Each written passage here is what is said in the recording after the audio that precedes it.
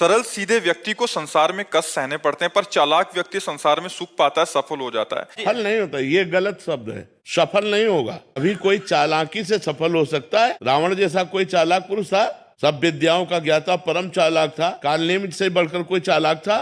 पूरी संजीवनी बूटी जैसी ही द्रोणागिरी में हर औषधि को कर दिया और साधु बनकर बैठ गया। हनुमान जी ने मार डाला, राम जी ने रावण को मार डाला, रहा न को कुल रोवन यारा। चालाक पुरुष सफल कैसे हो सकता? नहीं, सीधा सरल पुरुष कष्ट पा सकता है, पर सफल सीधा सरल सच्चाई पर चलने वाला हो। जैसे धर्मराज युधिष्ठिर बिल्कुल सीधे थे, यहां तक इतने सीधे थे कि युद्ध क्षेत्र में कल कौन सी रणनीति है वो जाके दुर्योधन सीधे पूछ लेता था। भ्राताश्री कल कौन सा चक्रव्यूह रचना है वो बता देते थे। इसीलिए भगवान दो बैठक करते थे, एक युधिष्ठिर के साथ और एक युधिष्ठिर से अलग। युधिष्ठिर के साथ जो बैठक की वो चक्रव्यूह रचना ही नहीं होगी, क्योंकि वो दुर्योधन को पता हो। इतने सरल थे कि वो आके पूछ लेते, वो पूरी बात बता देते थे। तो आप देखो विनाश किसका हुआ? चतुर चालाक, जिसके साथ शकुनी, दुशासन, कर्ण, दुर्योधन के साथ इतने चालाक, चालाकी की हद थे ये लोग। तो क्या ये लोग सफल हुए? नहीं, सफल हुए सीधे साधे युधिष्ठिर जी महाराज। तो चालाक पुरुष तुम्हें सफल होते नजर आएगा, लेकिन सफल नहीं हो सकता। सीधा साधा पुरुष तुम्हें दुख भोगते नजर आएगा, लेकिन वो दुख भोगेगा नहीं, आगे चलकर वही विजय को प्राप्त होगा।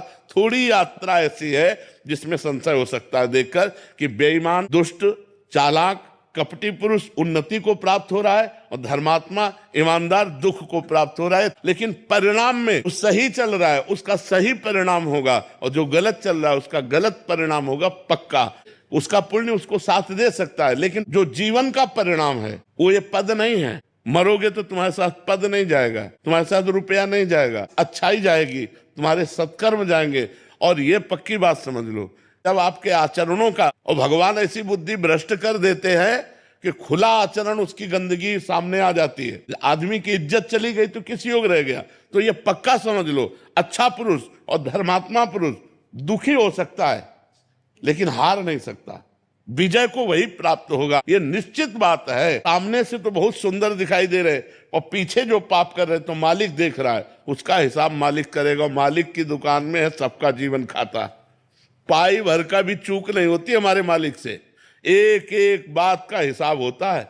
अगर हमने अंगुली भी उठाई है तो उसका भी हिसाब है कि क्यों उठाई और कैसे उठाई। परमात्मा सबको देख रहा है, इसलिए ये मत जानो कि कोई देख नहीं रहा है, हम अच्छाई कर रहे हैं, हमें बुराई पर बुराई मिलती चली जा रही, कोई हमारे देख नहीं। परमात्मा देख रहा है। और जो एक है कि मैं छल कपट बुराई से बढ़ रहा हूं, तो देख लेना तुम नष्ट हो जाओगे।